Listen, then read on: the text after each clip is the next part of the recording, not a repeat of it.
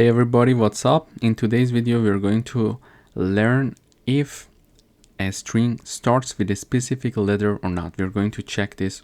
So for example, here I have a string called word and the string is Python. Okay, so my variable called word is of string data type and Python string is assigned to it, and I would like to check to see if this string of mine starts with the letter P or not. In order to check that, we simply call the starts with function for the word variable, and we are having an if condition saying that if this word string starts with the P letter. Okay, so in order to check that, simply we are saying that, okay, if this statement is true, print this. Okay, otherwise we're going to print nothing. So when I run the code, we see that the word starts with P. So if I have this H, I would like to see if the Python starts with H. When I run, I see nothing in the output, meaning that this statement is not true.